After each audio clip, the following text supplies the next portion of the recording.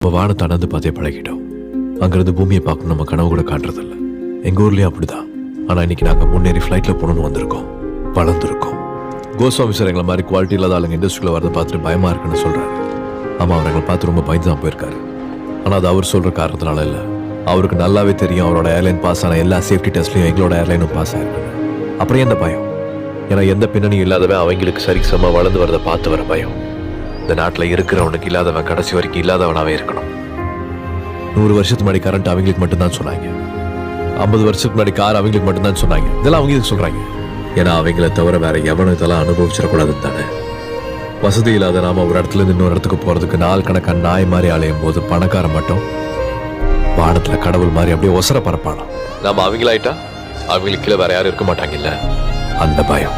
சின்ன சின்ன ஊர்லாம் ஏன் சின்ன சின்ன ஊராவே இருக்கு? ஏன் முன்னேறணும்? நம்ம முன்னேறணும்னா சில நேரங்களில் நம்ம நடக்கணும், சில நேரங்களில் நம்ம